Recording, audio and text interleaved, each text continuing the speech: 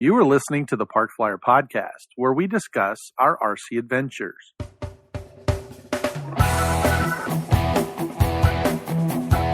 Welcome to the Park Flyer Podcast, where we discuss the ups and downs of the new RC Flyer. Join your hosts, Michael and Jay, as they take flight at the park. Now on with the show. Hello, everybody. Welcome to the Park Flyer Podcast. I'm Michael from Arizona. And with me always is my good friend, Jay from the hills of Texas. I'm here. Yeah, you're here in our eastern location, studio. Yeah. And like I said, the hills of Texas. It's good to be down here. It's great to have you down here, Mike. It's been a lot of fun. It's gone by very quickly, though. Yeah, this podcast is a week long, actually, isn't it? Yes, it is a culmination of a full week of us being together and having nothing but RC fun. Yeah, that's true. So I flew in. The first thing we did is take a look at your new toy. Oh, yeah. It's Christmas is coming early. Ding, ding, ding, ding, ding, ding, ding, ding, ding, ding. It's Santa. That's right. I think you heard from our last podcast, the nice UPS man showed up with a 6-foot-ish box. I called it the coffin. Yep. As he said, "Do you fly RC?" And I said, "That's a weird thing for the UPS man to be asking me." But I said yes, and he struggled with this box, and I ran over and helped him, and I saw I had this brown box. Yeah. It's a big brown box. It was a big brown box, biggest brown box I've ever gotten. So inside was a wonderful turbo Beaver. Yeah, that's right. Finally came in back in stock from Extreme Flight. So I thought, well, now's the time to do it. So I pulled the trigger on it. Well, thank you very much. It's been very interesting because, I was prepping for you to come down here, and I didn't get a chance to even open the box really, other than to get the instructions out and drool, go up. I went out to a few websites, looked at some stuff I might want to get extra, but I didn't put a thing together. And you showed up. As I think everybody heard from the last podcast, I was putting together my wife and I's / hobby craft room, and I'd gotten the majority of the stuff done, but now I had to put my stuff away. So I had boxes and boxes and boxes of stuff, just all the RC stuff that you have. It's in no order, no nothing. So we kind of made a deal after you got down here, you got settled, which was, why don't you start on the plane? And I'll start putting all the stuff away. I'd say 2 days later, I got the majority of my stuff away.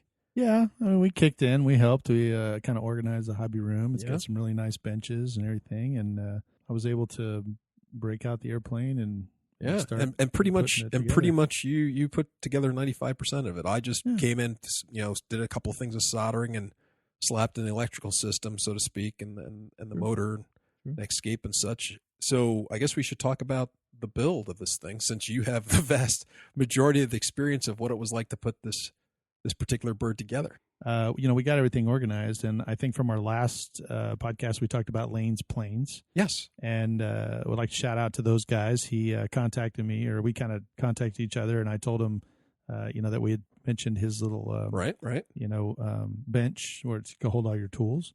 And he tool caddies. Yeah, tool caddy. And he reached out to me and was like, "Oh my gosh, that's great. I'll put it on my Facebook page."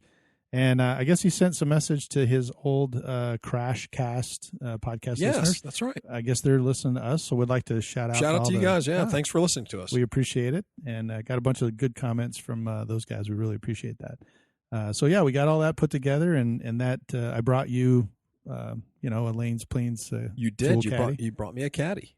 And we put all the tools in there, which made it very easy for me to start my build, because now I had all my tools ready. I laid out all the parts on the workbench. Except for one thing. We forgot to glue it together. Well, we didn't forget.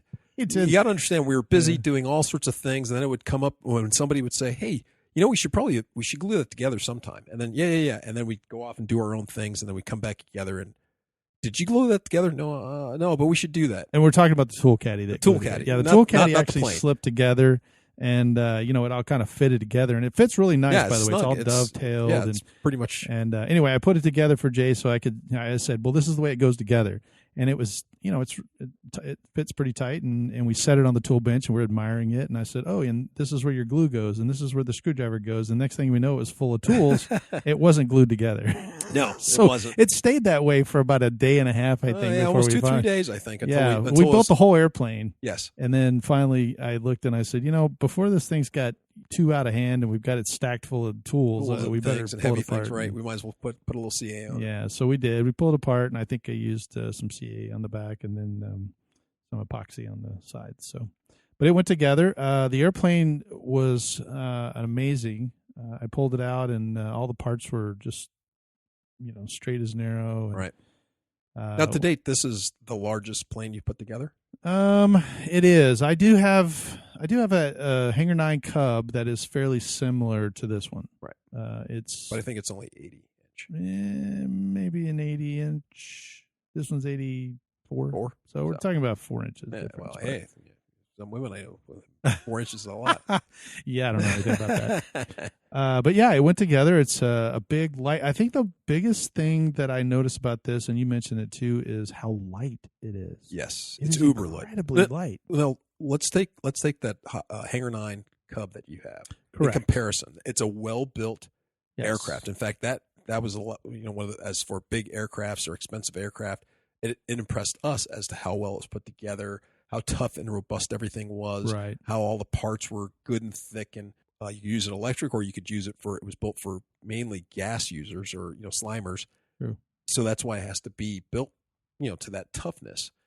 But this thing, if you weigh the two, there's like no comparison. No, my Hangar 9 Cub is very heavy. Yeah.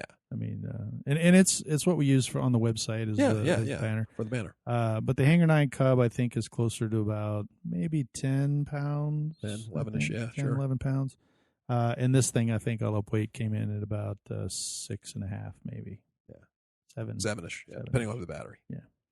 But it's uber lightweight, very well constructed. I like the way everything's put together. The gearbox is incredible. They have a G10 plus carbon fiber gear and all the blind nuts in it. It worked out. It just fit right in perfect. Right. No sand. You didn't have to sand anything. You didn't have to fit anything. Nope. Fiddle. It all just fit in there. I will tell you one thing that I did. I'm not a really big fan of the screws that go into the cowling. Oh well, yeah. Like usually they're servo screws. Yeah, there's some kind of screws. They actually included the ones here, and they're a little bit bigger than servo screws, and they look like they would have done a good job. But normally on the cowling, they put a piece of plywood and then a piece of balsa wood on top of it. Mm-hmm. And I, in the past, I've kind of taken the cowlings on and off to change props or to change ESCs or motors or whatever. And those things kind of wallow out. They do wallow out. And then now your cowling is kind of moving around. And this one has such a tight fit with the spinner. It fits really close that I didn't want to, cause any variance in there. Right. So I actually, believe it or not, I brought down some 256 blind nuts, which are incredibly small. So how did you find out about doing this? Or about using the blind nuts or this whole thing? How did you stumble upon it? I have a Hangar 9 Katana as well. Oh, that's right. I got it about the same time I got the Cub. Yeah. And one of the things I noticed about the Katana, you brought it down. I brought it down. So, I think I do. I know about it. I brought it to you. Yeah, that's true. But anyway, the Hangar 9 Cub, the Katana, when I put it together, actually had blind nuts in the cowling. They were already set. Everything was already there. And I thought to myself, you got to be kidding me. This was a great idea to put blind nuts on a cowling. So I looked and, saw it. And then when I built my Yak 55 that you sent down, I decided, hey, this is a big round cowling. And I didn't really like the screw, types. And so I found some black 256 hex nut, screws. Right. Or nuts, I guess, or whatever they call them. And then I found some 256 blind nuts, and they fit perfectly. And so I bought a little 256 drill bit, and I just drilled through the hole, put the one in the back, put this huge double stack washer on it to keep from crushing everything, and then just pulled it through and seated it. So that's the hardest part, though, because the thing's so tiny. Yes, you got to be careful, and depending on the wood that you're trying to draw the blind nut into, if it's too hard, that is correct. It can make the things what are they, winglets, splines, or whatever, fold, and they'll mess. And then it just spins around, And then when you're screwing it in, you kind of crush. You got to have a big enough washer to cover the whole balsa wood area. And it will push in on the balsa wood just a little bit, which I'm okay with as long as it seats the blind nut. But I got 3 of them done. The 4th one kind of, augered in there, and one of the little splines, the little pointy things that goes into the wood, it didn't catch just right, and so it bent it because they're really tiny. Right. And as a result, it started spinning around, and I had to redo that one. So, but I pulled it off, and then once you get them seated in there, I just drop a little bit of CA, not on the blind nut, but around the blind nut, and it kind of hardens it up. And then I can basically... But you had a little bit of problem with... You and CA seem to have a little bit of problem. I don't know what that stuff is. It's just a tad tracks. Because you got a little bit of that inside the blind nut, and I noticed that trying to get the screws in was kind of hard. Yeah, it was. Yeah. So it was just a big bottle of CA. When I dropped it on there, I had the bottle sitting sideways, and when I dropped the thin CA on there, it just ran right in there, went in the hole, and of course I'm like, gosh, dang it! And so now when I put the blind nut in, it's got to get all that CA out of there, so it crushes it all out. So once again, another quick thing, just for our listeners, if they have the same type of problem with CA running down their arm, running down onto the TV, running down to yes, you got to have some debonder. But the bulbs that we use, the CA bulbs. Oh yeah, you whipped out some of those, and they're little, they're just little pippers or pipers, or little whatever pippers, bulbs. pipers, yeah. And you just reach it in there, and that works so much better. So after I dripped it all over the place, you're like, "Hey, would you like one of these?" And so if you look, folks, you either go down to your hobby store, or you can go to Hobby King or any store, and you'll see that any place that sells CA, they have these little pippers, and they're a little squeezed. Almost not like eyedroppers, but they're very similar in the sense that you squeeze them, you take off the top of your CA. Caution, taking off the top of your CA, bad things automatically want to happen around you. That's true. So don't do it over your carpet. So I will say you remove the lid off of your CA. You put the pipper in. You suck up just as much CA as you need. Put the lid on immediately back on there. Do not leave it off and go, well, I may need some more CA. I have to put it back in there. What a pain to unscrew it. Believe me, don't ask me how I know. You want to screw the top back on and set it off to the side, and then do what you're going to do with the pipper. Now, the great thing about the pipper, though, you could squeeze up the CA. If you still have some more CA and stuff in there, you can put it down on the table. You can put it wherever. It doesn't drip out of it. That's true. It doesn't matter. At least I have noticed that it doesn't matter how you kind of hold it or put it. It needs pressure. You got to squeeze it to get the CA out. So that's really nice. And it just doesn't run, even with thin CA, it just doesn't run out all over the place. Right. And you can just precisely put it exactly where you want it. Just one drop or just a small stream of it. It works great. Yeah, it did work great. And, it made it easy for the build. Once you brought those out, it was pretty easy. We didn't really need a whole lot of CA for this build. We used 30-minute epoxy on most of the stuff. I just put a little drop of CA on all the little nuts and screws to keep them from backing out. Right. We used blue Loctite on the motor mounts and some of the other, mounts that the struts. The struts you don't really use that, but they just have a screw that goes in and out. Like struts, like you're saying, the motor mounts. I used it on the landing gear.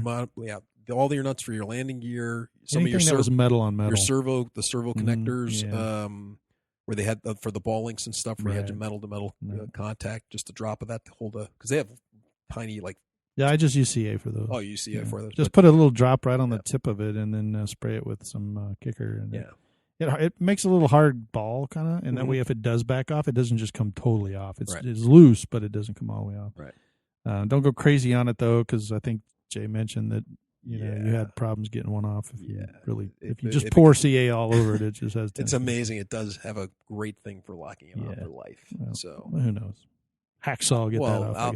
Dremels are awesome. Dremel tool, that's right. I love my Dremel tool. Yeah. So we put the 16-inch prop on it. We got a 6-cell battery, and then we decided to give it a test. Whoa! Wait!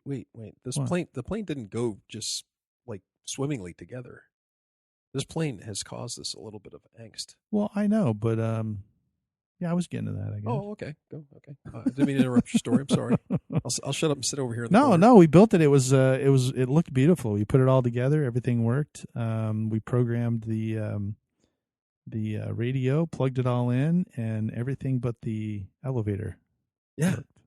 Yeah. Yeah. Somehow we wound up with a dead servo, and and that's okay, but it just happened to be on the only control surface, the single number one critical item that if Right. it fails, right? It wasn't on the flap. It wasn't on the rudder. Something Nope. that I could land without. It happened to be on the elevator, which I don't know why, but it wound up dying. And it kind of stunk because, I ordered specifically just the 6 servos to go in there. And now here we have, I came all the way down here and, we tested everything. Yeah, no. But I don't know why. And once we got it installed and flipped the radio on, it wasn't working at all. Yeah. It just got one of those, Monday, what do they call those? Friday, Monday? Yeah, Monday. It was Monday. Servos or whatever. So, yeah, so I was unfortunate. Luckily, I was able to dig through my your box of servos. my box of stuff. As we were, like I said, I just put all my junk away. So this was, I think, equally as bad because as I'm throwing things or putting it away and whatever, just kind of grouping it all together, I would see something, and then I'd put it away or put it somewhere. Just right as I'm trying to organize it, and then I'd go, "Oh, I just saw that." What? Right. I'd go, "Hey, where's this?" And he'd go, I just saw it. And then we'd have to tear everything back out of where you put it. And then we still can't find it. Nope. And so we would, basically find something that we could else, use. Right. And then once we got it all done, he was putting something else away and goes, "Oh, here it is." You know, exactly. You know how that goes. But luckily, I was able to find another comparable servo, and we were able to put it in. Worked great. And, worked great. And we continued on checking it all out and getting it all worked good. The we kind of hooked everything up and got the radio all programmed and all those control surfaces working. Well, didn't we have one other problem that wasn't so much a problem, but it took us the longest part before finishing the plane out? What was that? Remember when we were putting the tail on, trying to measure it, and we kept getting coming off like an inch, 2 inches every time. That was weird. I know, right? We put the tail section on, and normally the way I do it, I mean, I know different people do it, but when you fly a 3D or you're putting up big airplanes, I put you can put the wings on and then measure from the wingtip to the tail, stabilizer. You can do that, but I found out that you can actually take the wings off and just use the carbon fiber tube that's inside. Right. It's the same, and you just take it from the end of the carbon fiber tube. So I just put my tape measure inside the tube so it'll hold on to the edge, and then I just pull it to the end. Right. And I measure it. Sounds like it would be easy peasy. Yeah, so I measured one side. It was like 34 inches, and I thought, okay, that's great. Put it on the other side, measure it out. It's 35. And I'm like, wait a second. That's over an inch different. How can this be? And it doesn't look like an inch difference. No, it doesn't. But I mean, I pulled it out. I'm like, wait a second, this isn't right, And so I readjusted everything, pulled it out, moved it, measured it. Now this side is 34 and a half. And this side's the weird part is, folks, 35 he's sitting over he's over there cussing under his breath. So he's not he's getting frustrated, but he's he's trying to figure it out, right? Whatever it is, and I kind of look over his shoulder. I'm like, "What's up?" And he's like, "I don't get it. This I just measured it, and it was fine a second ago, and then I kind of just moved it a little bit, and now it's an inch off." And I go, "An inch off?" And I'm just like using my Mark 32 eyeball, and I'm looking at it. I'm like, "Well, it looks fairly good," but he's like, "No, but that's an inch off." And I go, "An inch? No, you're crazy." So he's like, "Look, do it how you think it would be, right." And I go, "That looks about right." And he goes, "Okay, it's 34 over here, 34 and a quarter, and it's 35 and a quarter and a half over here. Yeah, or half over here." And I'm like, "What?" So I get down, I put my glasses on, old fogey. I get my glasses on. I go, "No, that can't be right." I get down there and I'm looking. I'm like, "Holy, snot buckets. He's right." So then we're pulling and pushing and prodding, and then once we got it to where it was even and where it was supposed to be, then came the next part that kind of concerned me. And he goes, "Okay, so here's what we have to do for this part. Now we have to trickle thin CA. Now that we have it, we'll trickle thin CA along the joint. Wick it up there. Yeah, to get it to wick and get it to hold." And I'm like, what? And I'm thinking, well, most of my planes that I have, of course, this is the largest one. Only on my smaller foam, park flyer foamies do I just kind of throw some CA on the back. Who cares? This thing, I'm thinking, wouldn't it be better with some 30-minute CA? Shouldn't it be better with epoxy? Not CA, excuse me, epoxy or something? And he's like, "Well, yeah, but no, I just completed my the plane you just got the 540, the 540 from them." They said to do the same thing, and I'm like, "Really? Oh, well, it must work because." That would be one thing everybody would be complaining about. Well, it's in the directions. I know that their tails are falling off, right? So I'm like, okay, let's go ahead and do it. So we did. So we did, and it seemed to work. We used the pippers, and we took our time, and we didn't run too much CA down along the bottom of it, down on the floor. There was a little drippage out the tail. There was I don't know where that drippage, came from. But not too bad. But no, we did it, and we let it sit overnight, for the rest of the night and the next day, and it seemed to be fine. Yeah, it was. Yeah, so I was, and I didn't use kicker or anything to, Oh no! We just kicker. let it dry. Let it dry just naturally. seeped right in there, Yeah. and you could see it wicking as soon as you dropped it in there. It would suck that stuff right up into the wood.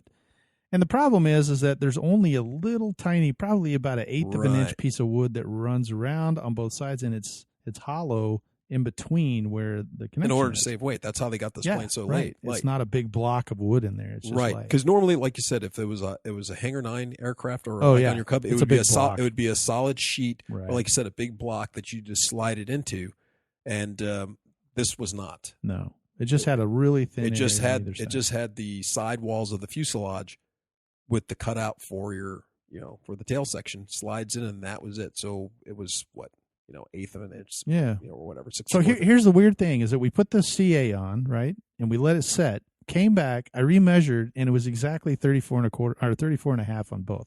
Right. I don't know what the glue did, if it moved it. Or I what, don't know.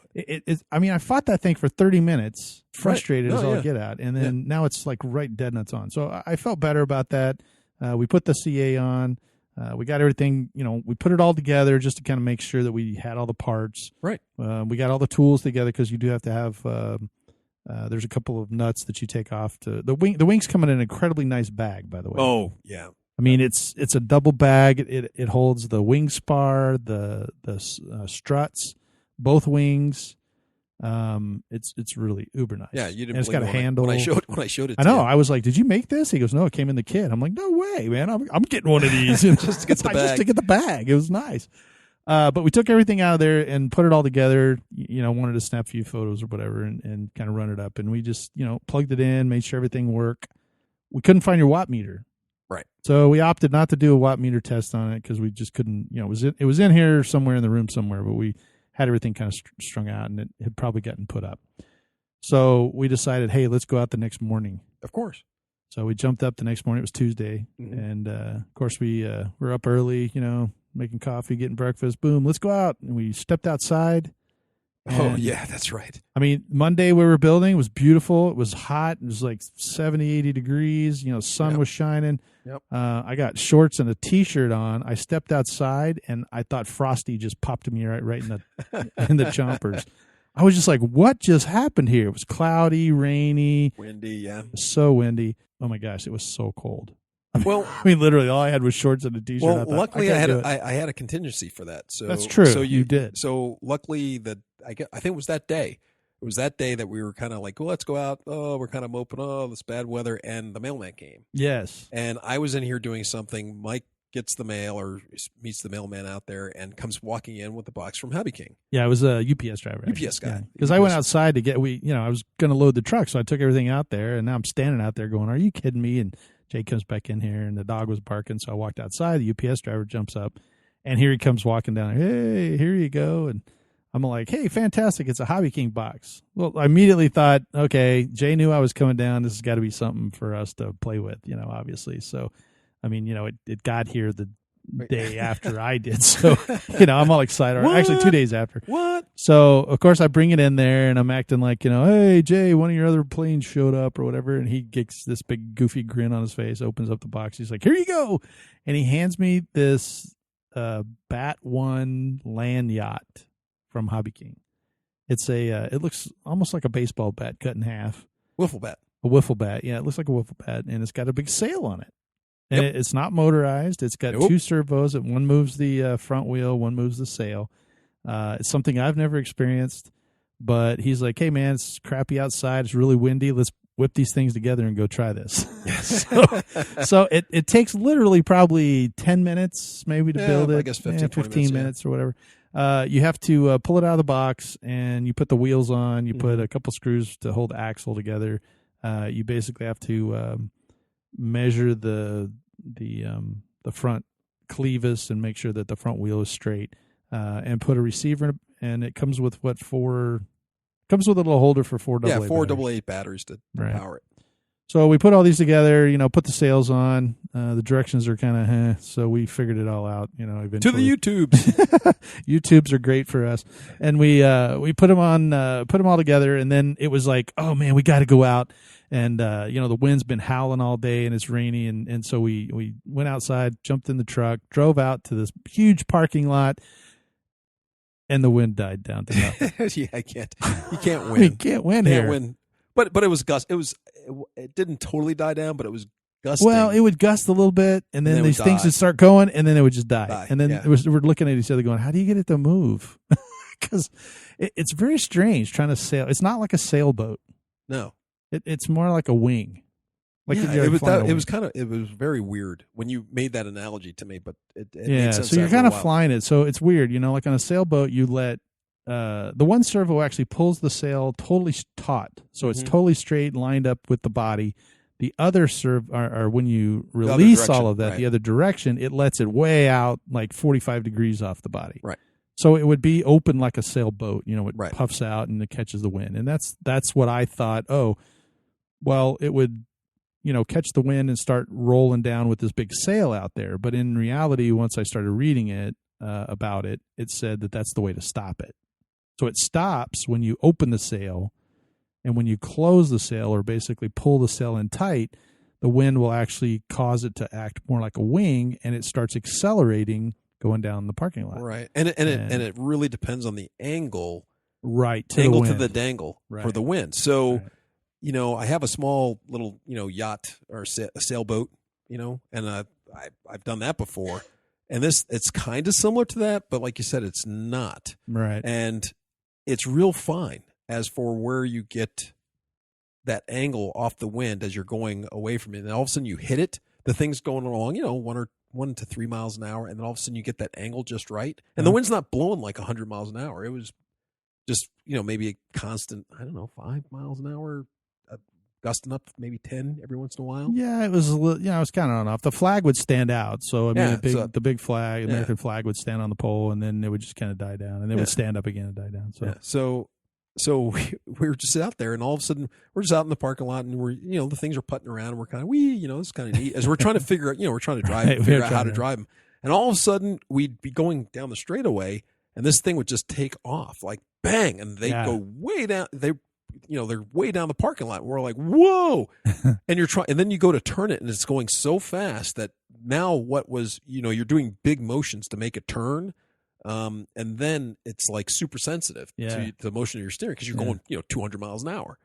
So, and of course that exact not quite time, 200 miles an hour, maybe not, but close. Scale. It seems it's like scale. I'm talking scale. If we were 6 inches 200 high, millimeters per minute. if we're 6 inches high, it's close to that. So of course that when we're out of control and just desperately, a victim of the wind, that's when traffic or a car would come down. Oh, naturally, everybody, because we were in a parking lot, but part of the parking lot was an entrance to like a subdivision. Right. It's a gated community, and all these people are coming home from work, and we're out there, and every time the car comes, the thing would stop right in the middle where the car goes. Right. You'd either stop or then you'd go. It seemed like every time you pointed at a car or an object, it'd go faster. Anything solid that would do damage, it seemed to want to accelerate towards I seem to be able to go from curb to curb faster than I could go the long way. Yes, straightaways exactly. Work. So, but they were really fun. Actually, believe it or not, we came home. We were giggling like school kids.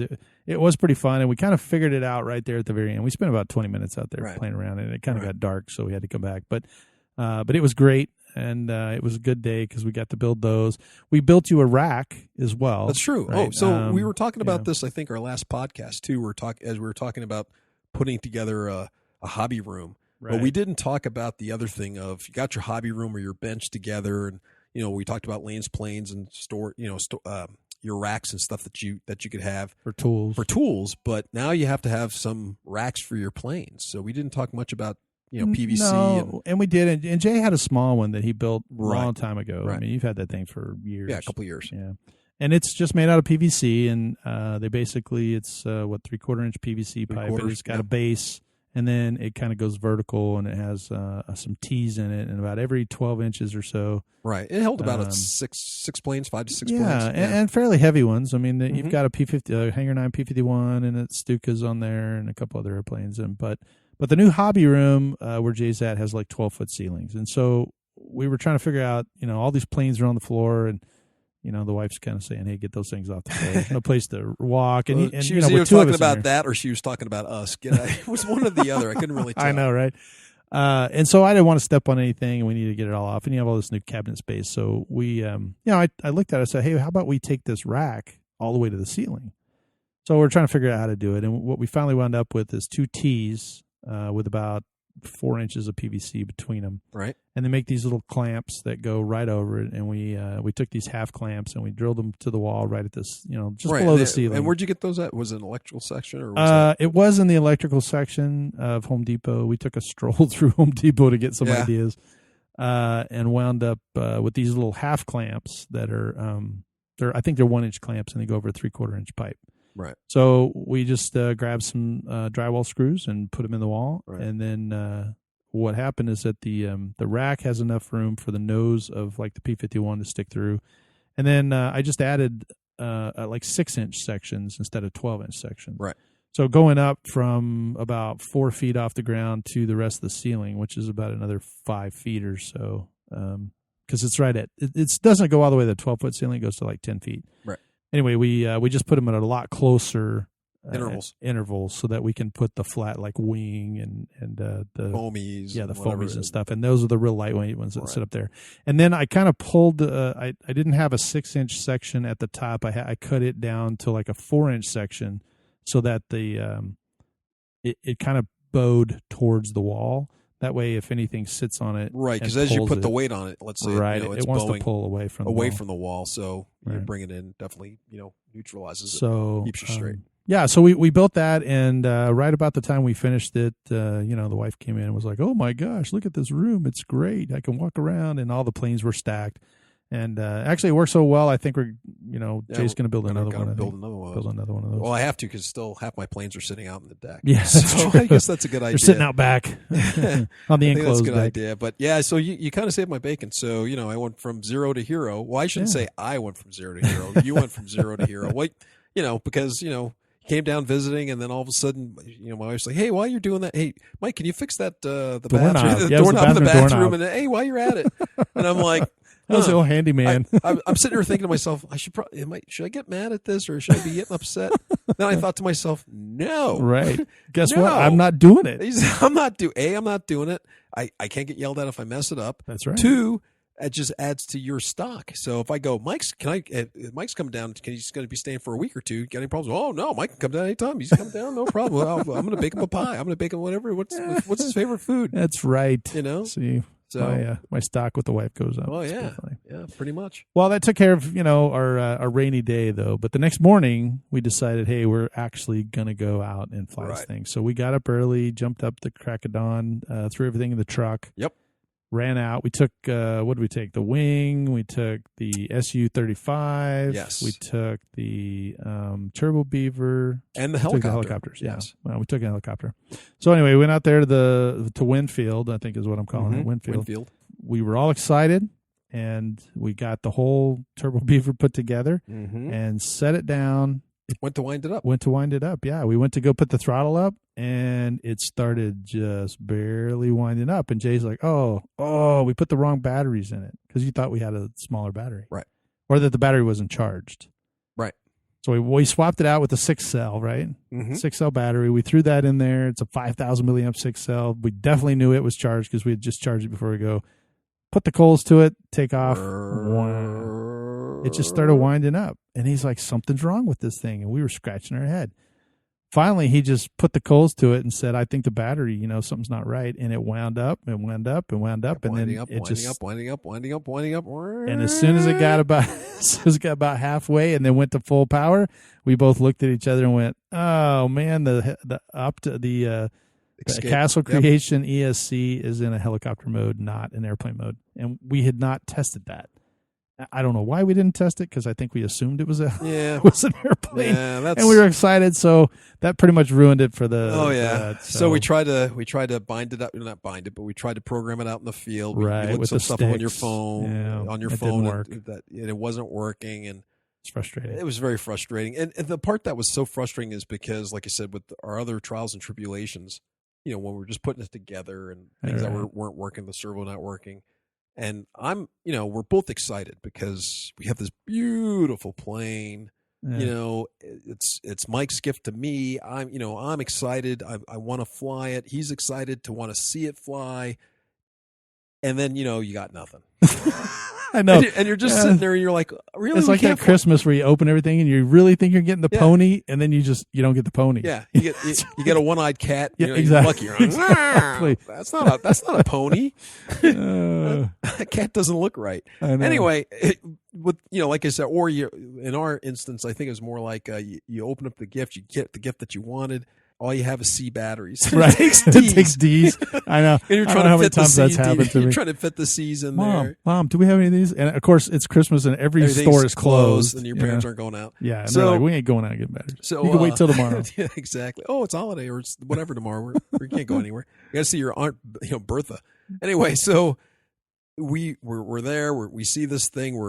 We're like, okay, well, we'll fly everything else. So that's what we ended up doing. We ended up flying everything else. Mike got a chance to fly the Su-35.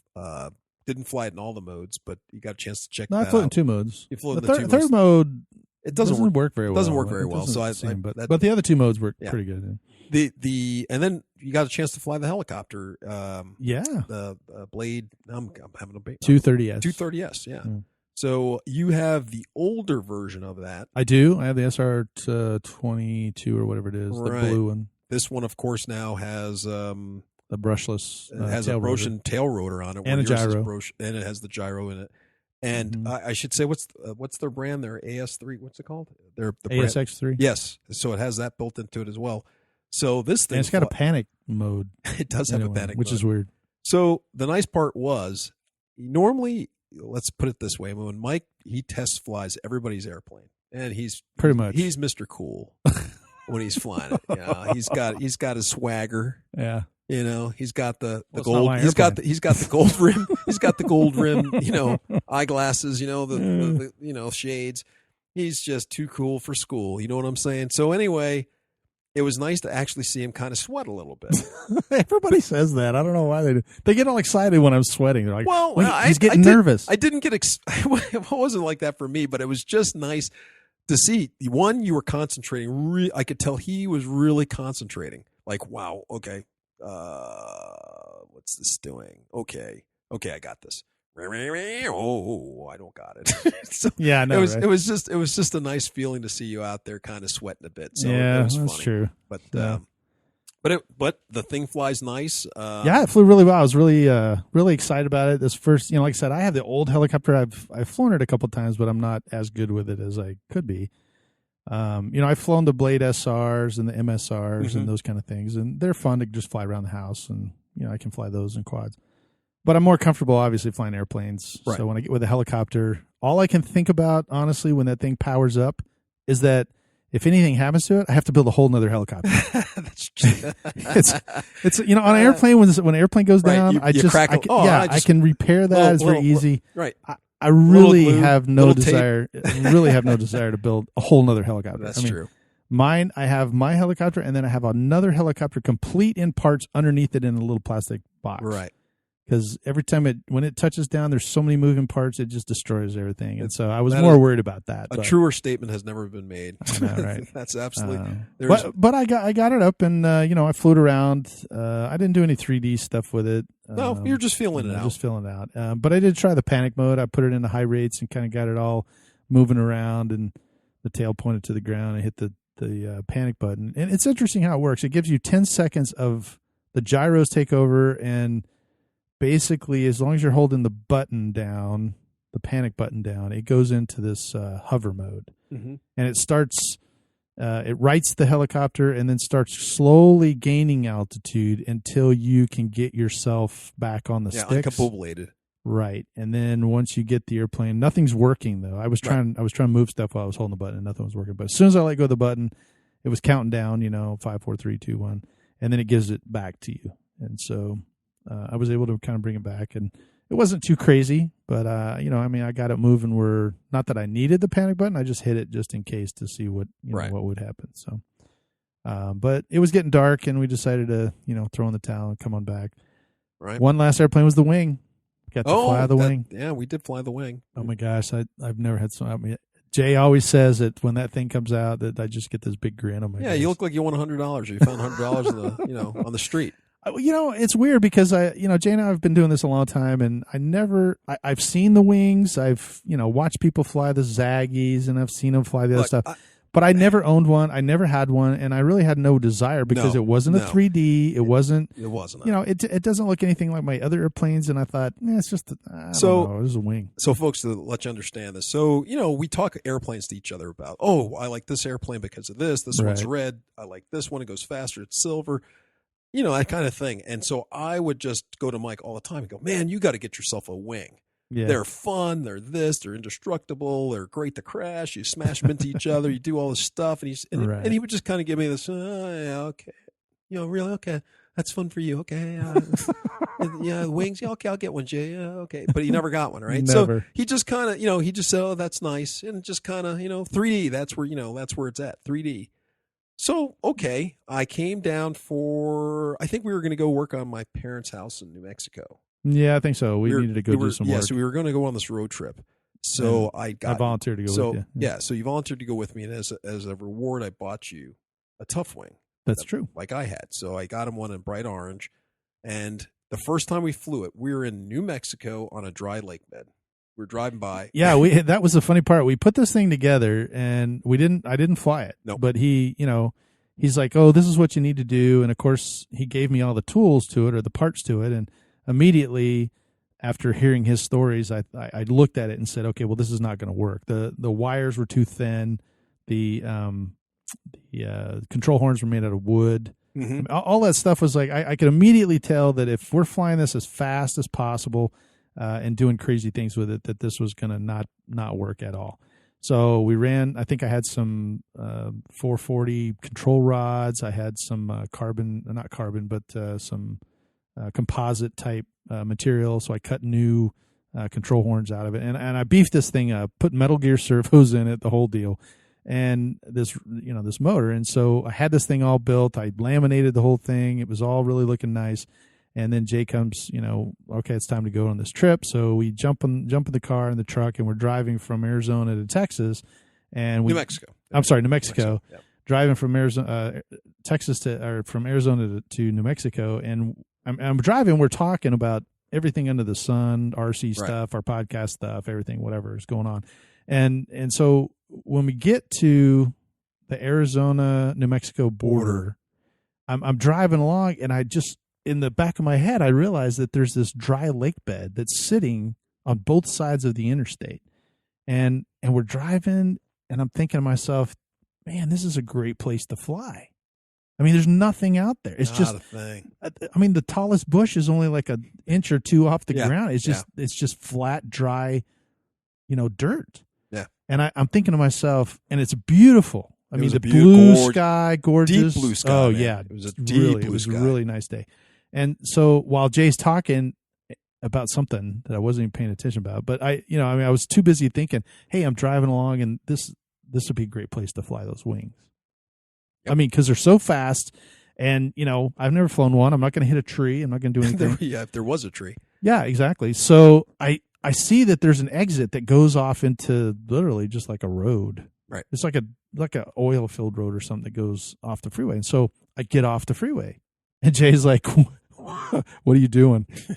I said, I'm getting off the freeway. He goes, we're out in the middle of nowhere. And I go, I know.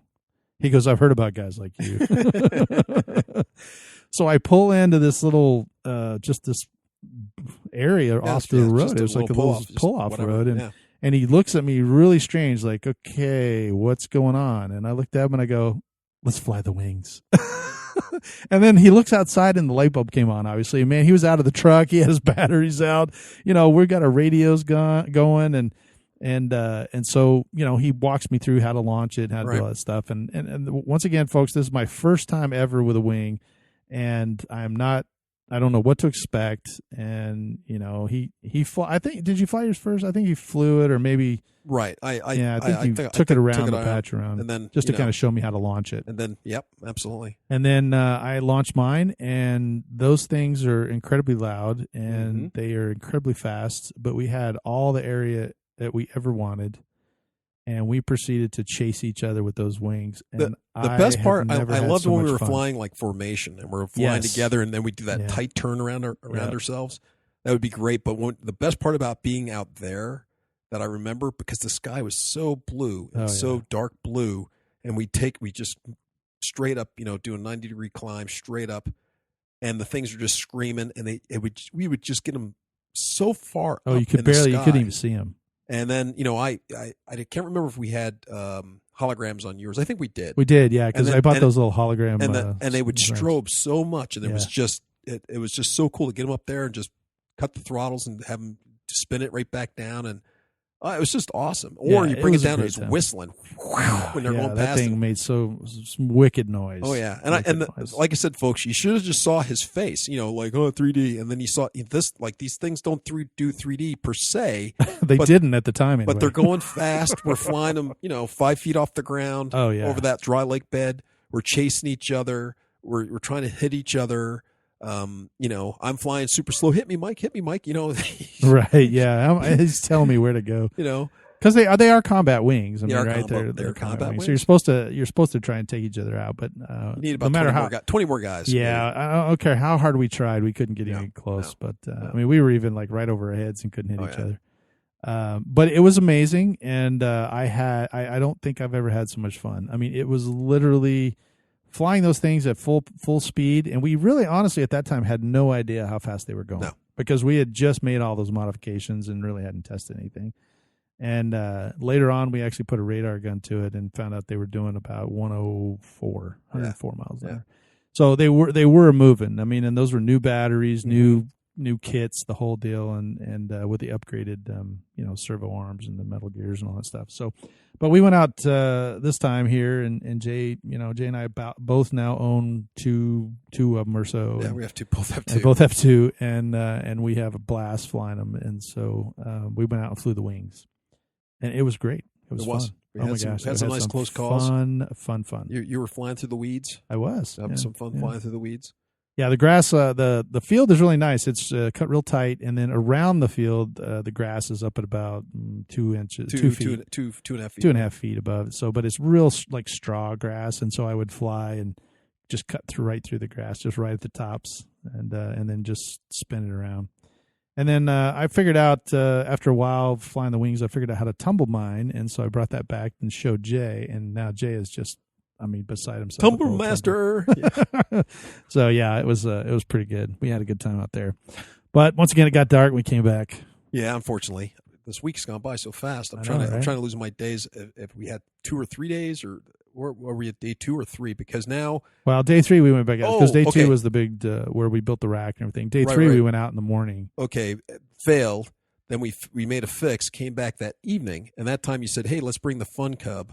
Just in case we don't get it to work or something happens. Oh, at least yeah. So what happened is that because we couldn't get the ESC to work, I swapped it out. That's right. We swapped out with another. So that night we brought it back after we flew the wing, brought it back in here. I threw it on the workbench, pulled all the stuff off of it, pulled the ESC out because we couldn't get the castle to work. We didn't know what was wrong with it. And luckily I had just gotten another. Yeah, and you just got a new 80 amp ESC in the mail. So I just grabbed that one because we knew it was brand new and still at the factory settings, and I put it on. We tested it. Got it to run up. Wow, that's really what we want. It sounds so much better. Although in that govern mode, it sounds pretty cool. Is it like a real turbine? Yeah, it does sound like a turbo as it pulls up, but it is very slow. If you needed power to get out of there, you better be disastrous. Yeah, it would be disastrous. Disastrous. Yeah, because we're used to fly. I mean, I don't know. I've never flown a gas, but I assume it has a little bit faster. It's a little faster. Yeah, this was a little bit slow. That was way slow. But it helicopter cool. spooling up. It was yeah. So we got out there. Yep. So we put it all. Went out the next morning. That evening we went out. Right. So we went out. You did all the fixes. Oh, that's right. Yeah. Went out that evening. Grabbed my Fun Cub. Went out there and got out there. Now the reason we took the Fun Cub is because it's got LED lights. Right. So it was getting dark. I looked at the clock, and it gets dark around 6 o'clock here. And it was about 5. Well, it was about 4:45 or something like that. And I said, hey, do we have time to get out there and maiden this thing? And he's like, I don't know. And I go, hey, let's do this. Let's take the Fun Cub. Let's throw the airplanes. We'll go out. If we don't make it to the field in time to maiden, then we have the Fun Cub. Then we have the Fun Cub to fly in the dark, which is going to be great. We went out there and put the airplane together.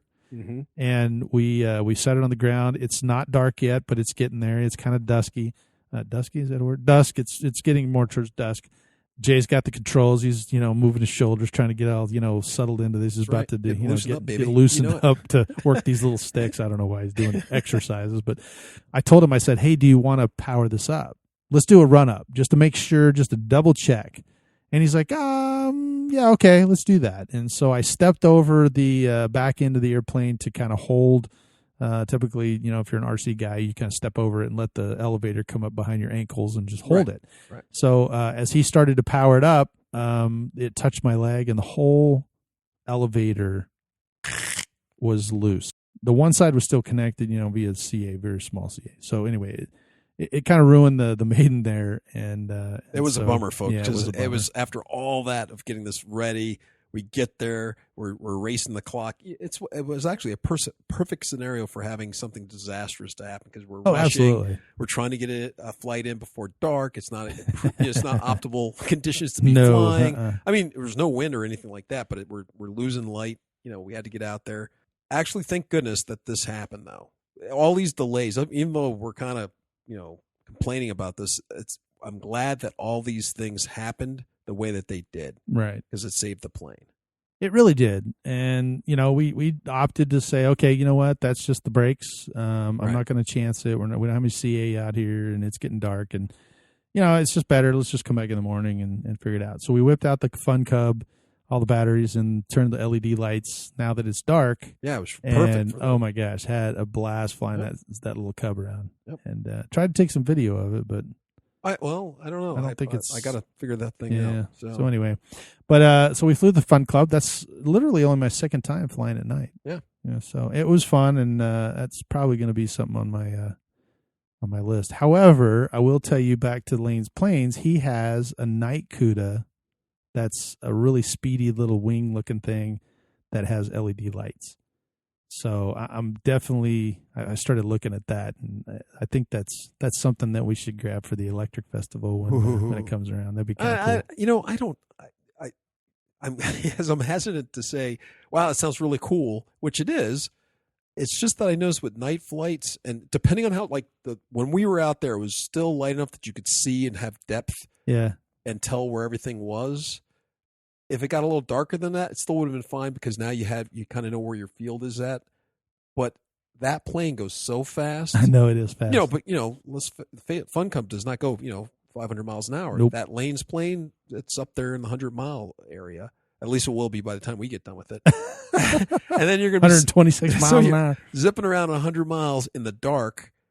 Yeah, you can't tell how far away the trees are. I'm doing it, man. I'm not saying no. I'm just a little hesitant to go, well, okay, I'll definitely bring the camera so I can record it. There you go. Thing. Well, but it'll be interesting. Yeah. It's just amazing when it gets dark how much that just changes your whole perception on the world. Maybe I'll start out with an apprentice. Well, no, I don't think so. I think you should just go for it. All right.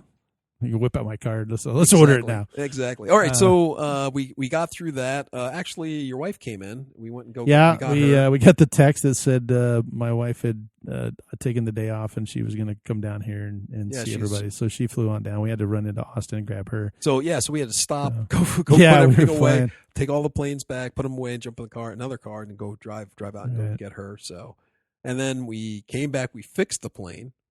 This time we ended up putting epoxy on the tail. We got back and we put epoxy on the tail. We got it all measured out. It measured out perfectly this time. I don't know what I was doing the first time, but this time it measured out perfectly. We got it all set up.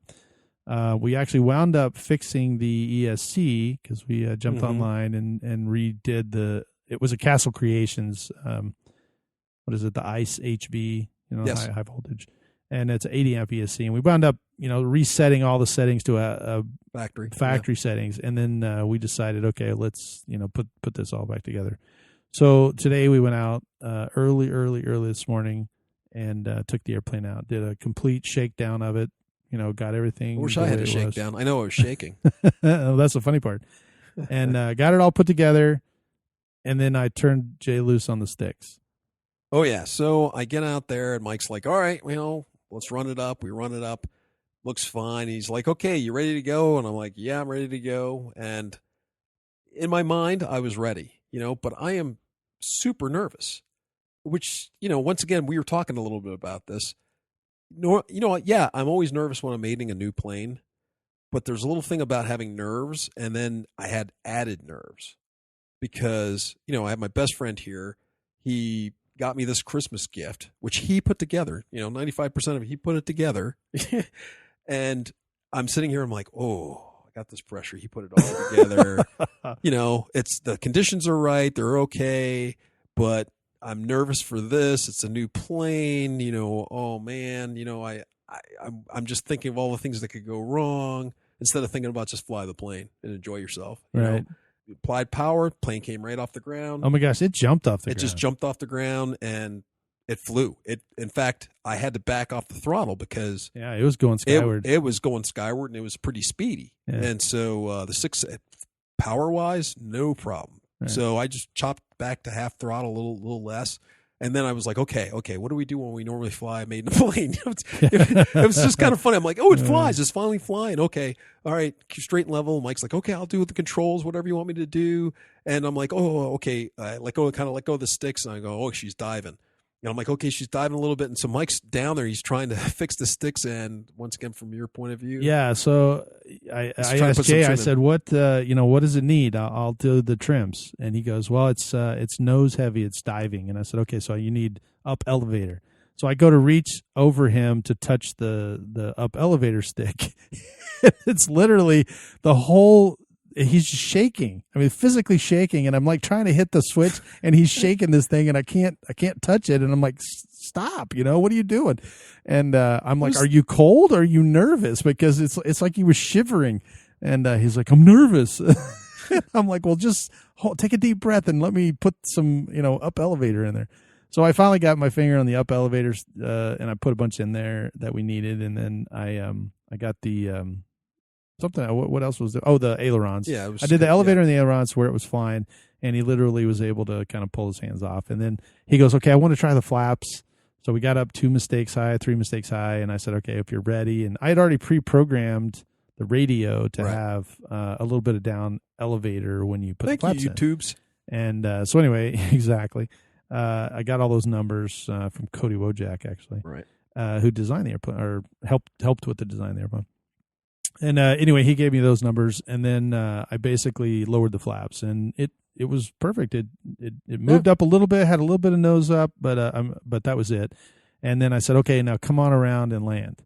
And you would have thought I asked Jay to go rob a bank. I mean, the nerves just shot through the roof, and I mean, now he's physically, like, you can see him shaking. Before I just noticed the radio, but now you can see him, and he's all nervous and got the airplane out and lines it up right for that big, tall grass. And I'm like, what are you doing? Get over to the runway. And so he's trying to move it now, and the wings are rocking, and I'm kind of coaxing him, like, okay, just take a deep breath, just keep the power in, just let it come on down. And sure enough, it floated down to the ground, and it was a beautiful landing. It was really great. It's a great plane. Yeah. So I think I flew it around one more time and then landed it again. We got a little bit more shakeout. We did just some minor adjustments. Yeah, we had readjusted the flat because it was turning, and so we zeroed out all the trims and then redid all of the sub trims. So I'm feeling a little bit better, folks. And we get out there, and this time Mike goes, "Well, try take off with the flaps." And I go, "Oh, okay." So I dropped the flaps, and so to let you understand too, usually I have about 2 settings you have on my flaps. Yes, flaps. normally you have like takeoff flaps and landing flaps. Right. Yeah. This just has, but this does not have that. It has full flaps. It has full flaps for landing. For landing, neutral, and then if you put it in the up position, it's spoilers. It turns into spoilers, and they're full spoilers. Yeah. Okay, so He goes, so Mike even says to me before I take off, he goes, yeah, just watch that, when you flick that flap switch, make sure you don't put it in the spoilers. As kind of jokingly to me, and I'm like, okay, yeah, no problem. Yeah, because it's in the up position, not the neutral position. So I have the switches down, and I go, okay, let's taking off, and I go to take off, and this thing just pops off the ground. It's like it's on an elevator. It rolled off the ground in like 4 feet, man. 4 it was feet. Off the ground, and it just stood on its tail going up. Yeah, well, not at first. It just kind of like an elevator. It was like an elevator. It's going straight up, and then all of a sudden, the nose started coming up. Up, and then I start pushing the nose. I start pushing, down for the nose to go down, down, down. Well, It's not going down, down, down. It's going up, up, up, and now it's starting to get almost vertical. And so now Mike's going, "What are you doing? What's it doing?" I thought he was like trying to 3D already. I'm like, "Hey, man, don't hover it right here. Get some altitude. Get some altitude, right? What are you doing, nutty guy?" So I'm sitting here trying to push this thing forward, and it's not going forward. And I'm freaking a little bit. So I'm like, "Oh my gosh!" So Mike's like, take the spoiler. He goes, take the flaps out. Take the flaps out. And so I go to, so I'm excited. So I get a little powerful when I'm excited. So my wife says. So no comment. So I go to flick that switch, my flap switch. Well, I flicked it like mentally for all my other planes to go to the off position. Hard enough to go all the way back up to the off position. Well, that put it in the spoiler position. And you hear the nice lady on my radio go, spoilers, have a fun flight. So now the spoilers are on. And so the plane goes up, it stops. It's still right in the vertical. It hasn't come over. Thankfully, it didn't come over. No. And so I still have the down. I have the down mashed all the way full forward on the sticks. It's not coming down. The nose isn't coming down. Put the spoilers on, and now it just kind of does like a little tail slide, whoop, and it just starts coming down. So once again, I guess this is the part where I stop being nervous, and so I start slowly putting power in. I didn't jam it full forward. No, you didn't. As Mike says, we were joking. I didn't at that time throw my radio to the ground and start running around in circles. Oh, it's coming down. Or anything like you didn't that. Panic and just say, it's done. I didn't cut the throttle and just throw it. You take it or nothing like that. I started putting the power in, and the plane reacted beautifully. Yeah, it just it harriered down. It just slowly started harrying down, and I flicked this. I got the flap switch off. The spoilers off into the neutral position, and the plane started coming down. And then I started adding more power, and then finally the nose came down and started going forward. By that time, it's almost to the grass, and once again, you weren't over the runway. You were over I was over the grass, real tall grass. Tall grass, so right. By the time it came down, I think had you been over the runway, we probably could have gone around. But right as it got to that 2 or 3 feet above the ground, you heard it start going, whack, whack, whack on the grass. And he had all that power in there. And I think at that point, it just kind of mushed down. It just mushed down into the grass. And nosed over. So, yep. But I was like, oh my gosh, what happened? And he's like, I don't know. And we ran over there, picked it up, not a scratch. Nope. So, he basically gives me the radio and goes, "You do this."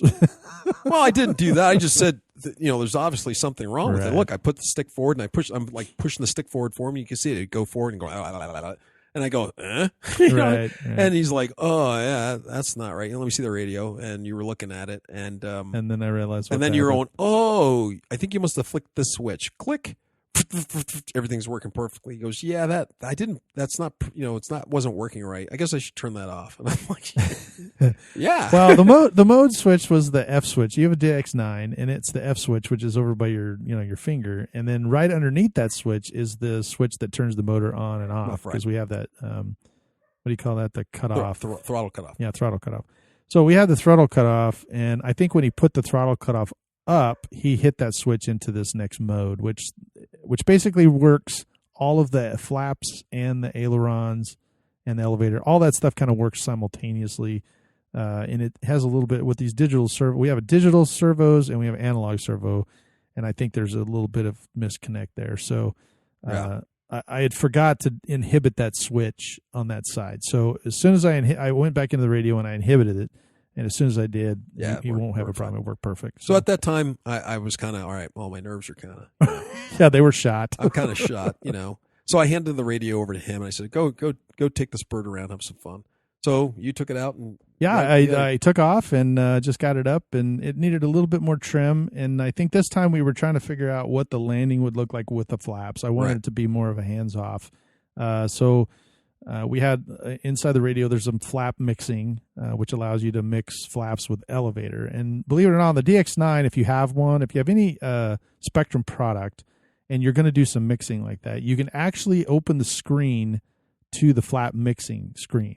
And then the roller on the front of your radio will actually change if you select the elevator side. You can, on the fly, while you're flying, you can actually move that to get the airplane, to where you want it. So that's what we did. I took off. I did the downwind. I put the flaps in. I watched, if it increased or decreased in pitch. Came around, shot the approach. I felt like it was coming down a little bit too much. Or no, the first time it had a little bit too much nose attitude. And so I needed a little bit more of a down, side. So I did 2 clicks on it because I think originally it was at 9%, and I bumped it up to like 11%. And once I bumped it up to 11%, it comes down at a perfect 3 degrees, hands off. You can just take your hands off the radio. It's very stable. And then just as you get down towards the ground, you put a little bit of aft back pressure on the stick. Raise the nose a little bit to where it's level. And it comes in like butter. Oh, my gosh. It rolled right on. And so I stopped, looked at all the settings. I said, hey, we'll try it again. So I got to go around the pattern about 3 or 4 times with it. But we did notice something. What was that? It was making a great sound. It was. When I powered it up, it did have, it had like a real bad prop imbalance. Right. It sounded like that. But when I reduced the throttle, it went away. And so at first I thought there was a piece of grass or sticks or something in rattling around up there because, we had just put it in the big tall grass. Right. And so I told Jay, I was like, I don't know what that is, but it sounds a little bit like, like there's something up there. So, yeah, but like you said, after you did the climb out, reduced the power just a little bit, it went away. Totally went And then away. when I did that first landing, we came down, we ran it up. Because Mm-hmm. there was some grass, there was some grass in there. Yeah. So we threw the grass out, ran it up, didn't hear it. Then we started going down the runway, my second, go around, and it was there again. But as soon as I got airborne, it disappeared. Yep. And I thought, okay, well, that's kind of weird. And I wasn't really climbing out at full throttle, like, just climbing out. I was just making a nice, gentle, 45-degree up, turn, downwind, 45-degree down, turn. And I was just doing single landings, basically, just to try and get it figured out.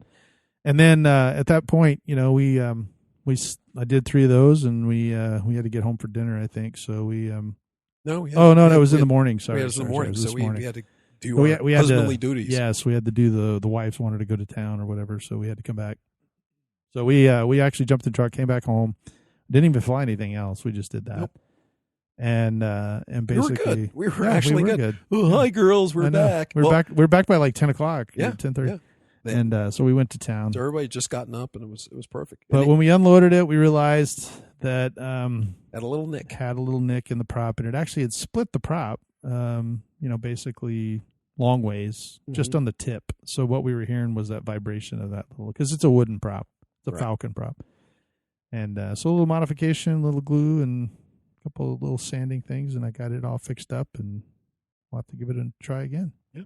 So. I'm looking forward to it tomorrow. Yeah. Well, unfortunately, our podcast hour is up. Is it? That went by quick. I know it really does with all the stories. But you are long-winded. Jeez. I know. Well, folks, we're glad you can listen to our nice week together. Yeah, it's been fun. Putting planes and model rooms together and having it all come together. We're glad to share that experience with you. Anything that you got? Do you have any ideas to run home to Arizona to try in your own hobby room or anything you want to do? I've picked up a few things here. I definitely am thinking twice about getting one of those airplanes that are sitting behind me.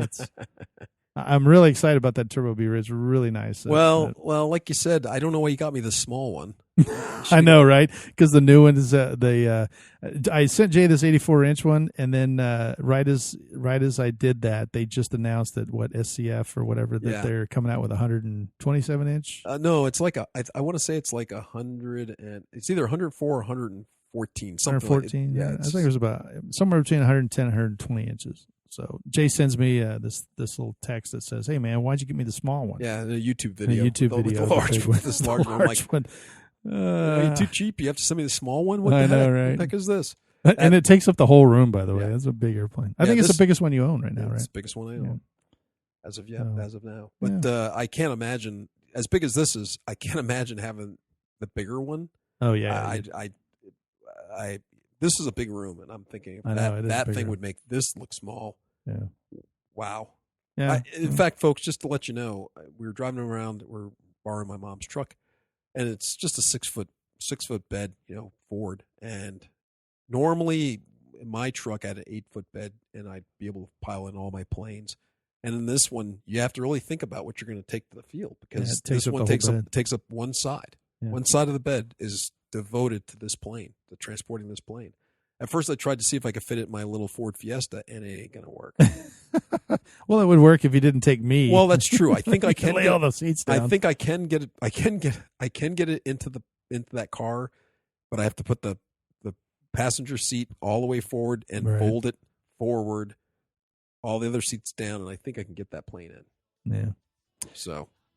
Well, I appreciate you hanging out with us. Our next podcast will be around Thanksgiving, I think. So we'll have to see what goes on there. But I guess we'll wish everybody a happy Thanksgiving now. But we'll talk to you in about 2 weeks, I guess, right? Yeah. Well, either that and wish all the folks not to get keep safe for Black Friday. Is that Black Friday? Is that after Thanksgiving? Or is that they have some great? I think it's the day after Thanksgiving. So. Okay. Yeah. Well, then I guess it's a little early. Yeah, we'll talk to them next week. So 2 weeks. So. Well, hey, from the studios here in Texas, I'm Michael. And I'm Jay from the hills of Texas. Oh, I'm in the hills of Texas, too. I guess we're both in the hills of Texas. Well, hey, man, you guys have a great one. We'll see you in 2 weeks. See ya.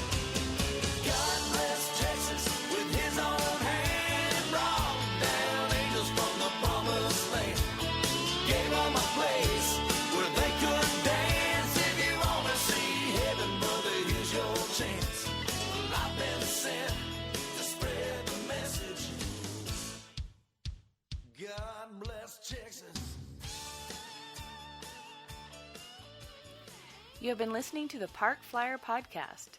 Thank you for joining us, and we look forward to your next visit. Please give our show a star rating and review, and feel free to email us your questions, topics, or suggestions to parkflyerpodcast@gmail.com.